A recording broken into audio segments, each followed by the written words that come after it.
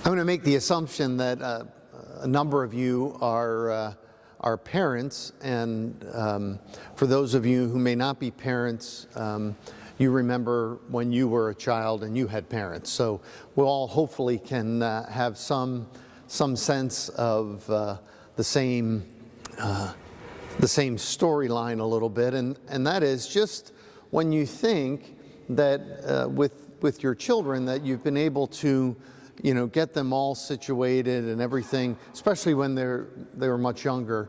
When you think you've got everything just right, you learn very quickly that there is no getting everything just right. That regardless of whether you have one child or 15, that the very nature of children is that there's going to be a mess at some point during the day. That's going to happen in some form or fashion, and so you get used to it after a while, and maybe initially it's a little irritating, but I think parents, as they mature in parenthood, realize after a time that this is the nature of the beast, that I've got to deal with a little bit of mess, and that's the way it's going to be until I'm an empty nester, in which case then I can make my own mess if I want. It strikes me that, again, that the mess is going to come whether you like it or not, so you may as well embrace it.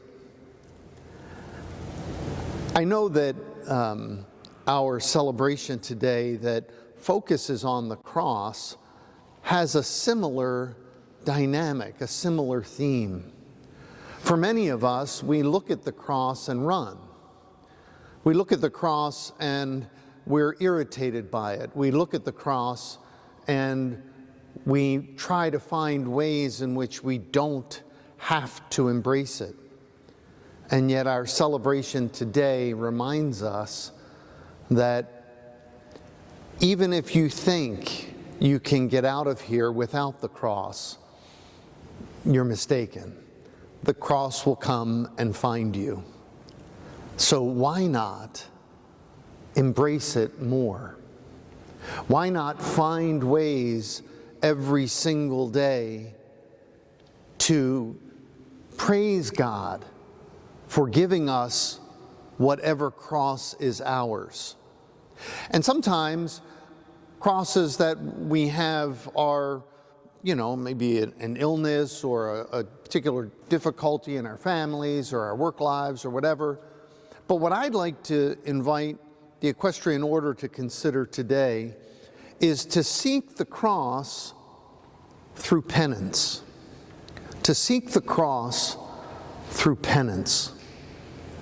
I know it's not Lent and we still have a long way to go, but I do believe that we certainly in our culture that is addicted to comfort, all of us fall prey to that the thought of looking for ways to engage in penance, to embrace crosses that we actually purposefully choose for ourselves, is absolutely foreign.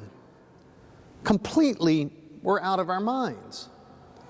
And yet that is what our scriptures today encourage us to do. In our first reading today from the book of Wisdom, the unjust describe a reality that it does not acknowledge the potential holiness of the cross.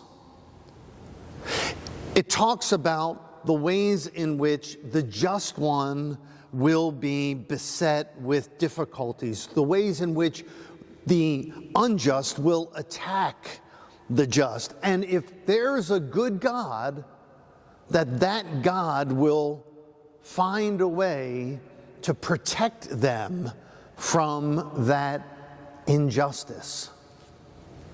And it's so striking when we hear that particular wisdom reading in light of God's own Son not being protected from the unjust. In fact, willingly embracing the injustice of the world, looking for ways to take that onto himself, looking for forms of penance. Isn't that how the Son of God comes into the world? Looking to embrace a lifetime of penance, a lifetime of being human like us, a lifetime of the cross, a lifetime of letting go of the glory, forget the comfort, the glory of heaven, so as to be with us, to experience our lives with us. That if God does not allow his only Son to be spared that, what hope do we have? None. And so if the cross is going to come into our lives as a result of sin, why not embrace it on the front end? Why not look for ways regularly when we can deny ourselves in small ways and large to be able to unite ourselves with the cross that's spoken of so beautifully in our second reading by St. Paul, where St. Paul talks about Jesus lifting all of us up, that will be lifted up, the glory of the cross. We hear about that as well in our gospel. My brothers and sisters, your order has a tremendous history of not just penitential practice, but of denying itself for the sake of a greater good, for others, for the well-being of others. We obviously rejoice that in some ways we're taking some steps in these very days in the Holy Land to possibly see some small steps towards peace. We rejoice with our brothers and sisters in the holy places, in the sacred spaces, that maybe this can be a birth, a rebirth of peace that God certainly desires.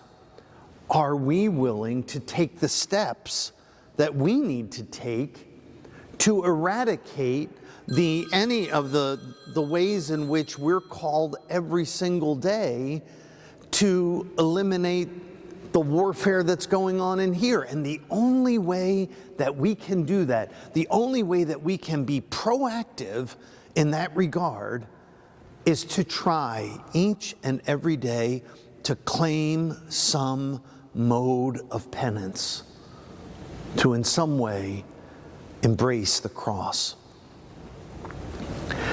Again, I feel a little out of place. It's Saturday morning.